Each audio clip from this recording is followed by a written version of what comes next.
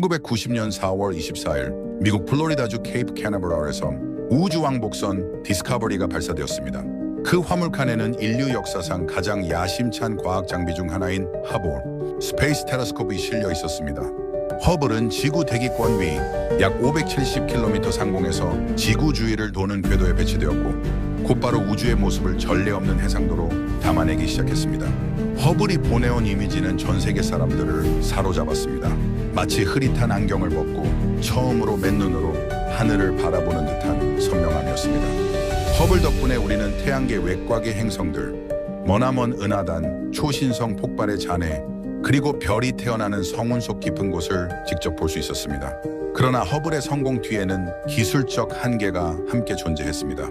우선 허블의 주 거울 직경은 2.4m로 먼 은에서 오는 극도로 약한 빛을 충분히 모으기에는 부족했습니다. 또 허블이 주로 관측하는 파장은 가시광선과 일부 자외선이었습니다.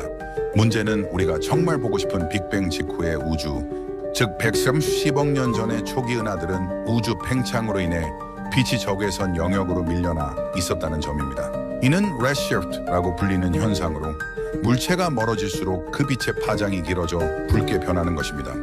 멀리 있는 천체일수록 이 효과가 커지며 초기 우주를 보려면 이 가시광선이 아닌 적외선을 관측해야 했습니다.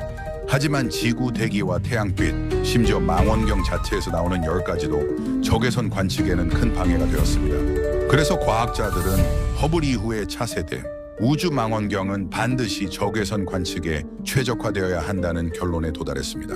이 발상은 1980년대 말부터 이미 나사 내부와 천문학계에서 논의되고 있었습니다. 당시 나사 가더드 스페이스 플라이트 센터리의 천문학자 존 머더와 이탈리아 출신 과학자 리카르도 지아코니 같은 인물들이 주도적으로 Next Generation Space Telescope NGST 개념을 다듬었습니다. 그들은 차세대 망원경이 단순히 허블의 업그레이드 버전이 아니라 완전히 새로운 임무와 설계, 철학을 가진 장비가 되어야 한다고 주장했습니다. 우선 거울 크기는 최소 6m 이상이어야 했고 관측 파장은 주로 적외선 대역이어야 했으며 우주의 먼 과거뿐 아니라 외계 행성의 대기 성분까지 분석할 수 있어야 했습니다. 특히 외계 행성 연구는 1990년대 중반 첫 외계 행성 51페가시 B가 발견되면서 천문학의 뜨거운 화두가 되었고 차세대 망원경이 그 역할을 맡을 수 있다는 기대가 커졌습니다. 그러나 이런 목표를 실현하려면 기술적으로 거의 불가능해 보이는 과제가 산적해 있었습니다. 6.5m에 달하는 거대한 거울을 한 번에 발사할 수 있는 로켓은 존재하지 않았습니다. 적외선 관측에 필요한 극저온 상태를 유지하려면 망원경을 태양과 지구의 열로부터 완벽히 차단해야 했습니다. 이를 위해 거대한 다층 차양막이 필요했는데 이는 또다시 발사와 전개 과정에서 복잡한 문제를 야기했습니다.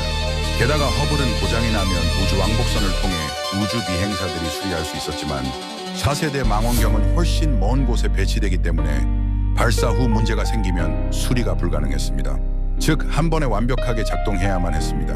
이런 조건은 나사 엔지니어와 과학자들에게 엄청난 압박으로 다가왔습니다.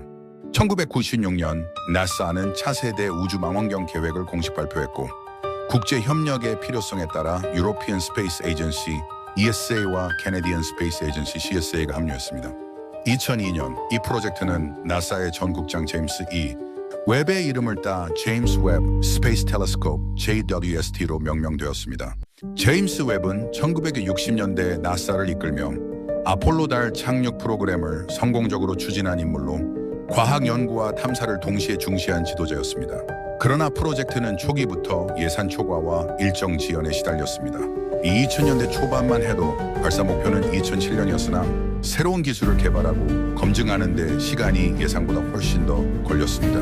특히 18개의 육각형 거울 세그먼트를 완벽하게 정렬하는 기술, 그리고 테니스 코트 크기의 다층 태양 차양막을 우주에서 펼치는 기술은 이전에 시도된 적이 없었기 때문에 수많은 시험과 실패를 반복해야 했습니다.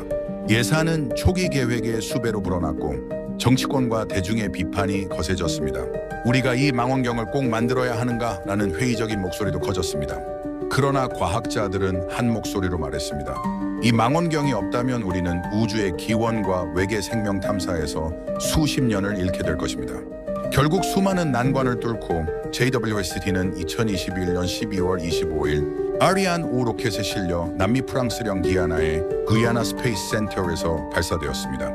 크리스마스에 발사된 이 망원경은 지구에서 약 150만 킬로미터 떨어진 특별한 지점으로 향했습니다. 그곳은 라그란지 포인트 2L2라 불리는 태양과 지구의 중력이 절묘하게 균형을 이루는 우주의 주차장 같은 곳이었습니다. 허블과 달리 제임스 웹은 지구 근처에 머물지 않습니다. 태양, 지구, 달의 빛과 열을 최소화하여 망원경을 극도로 차갑게 유지할 수 있는 이 위치가 바로 JWST의 거대한 적외선 눈을 지킬 최적의 장소이기 때문입니다.